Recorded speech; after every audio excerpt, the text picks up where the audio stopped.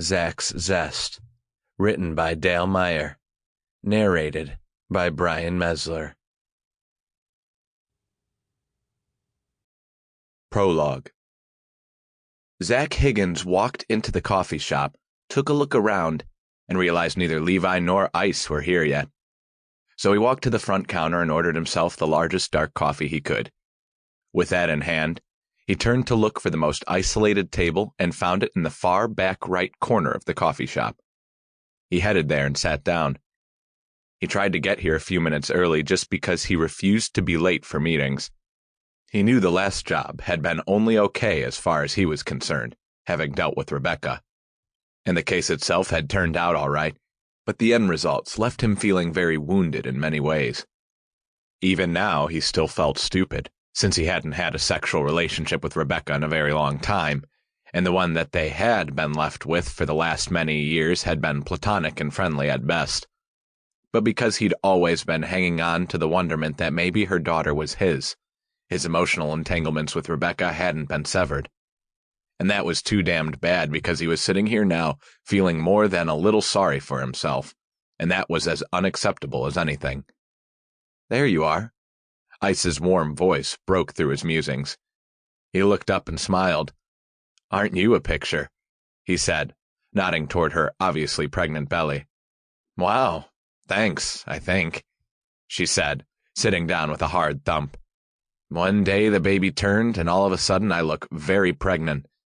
And yet the baby is somehow poking all my organs. So any jokes now are not amusing." But her bright laugh that followed belied her words. He smiled at the two of them, noting that Levi had come up behind him. He stood, shook Levi's hand, and asked, "Are you ready to be a father?" "Probably not," Levi said amiably. "But like everything, we learn as we go." "That's a good way to look at it." Ice looked to the coffee in front of him and asked, "Did you order anything to eat?" "No," he said. "The traveling has been pretty rough. I'm here now, though." "Right," Levi said. "What was your analysis of the last job?" "A shitstorm," he said instantly. "Not the job itself, but for the emotional baggage that I had to get rid of." "And have you now?" Ice asked, "with another month under your belt?" More than curiosity was in her voice, and he wasn't exactly sure what it was. "I think so," he said with a nod. Then he grimaced and said, "I should have been. Definitely, I know so. But you don't have relationships with people for years like I had with Rebecca and wonder just why you couldn't leave until this stage." "Good," she said with that compassionate voice he'd heard over the phone many times. "The thing is, none of us heal instantly. None of us get over anything instantly. I'm much encouraged to hear that you are realizing it's a process. I wish I could just hit a delete button on a keyboard," he said. "It would make it a lot easier."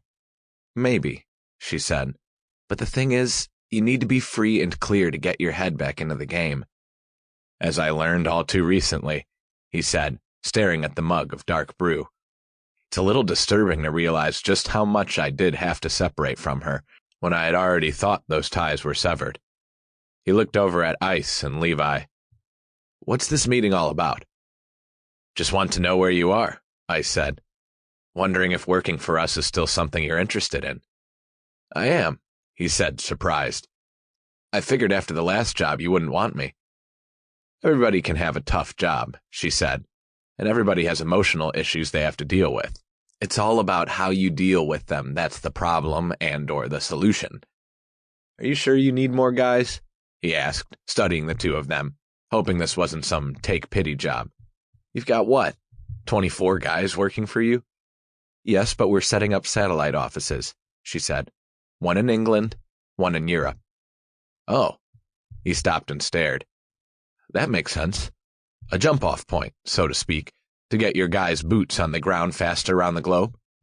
Plus networking," she said. "And we've been enlisting various companies, like Bullard's, to give us a hand setting those up." "Well, I'm American," he said, "so I'm not sure just how that'll benefit anybody to have me on board."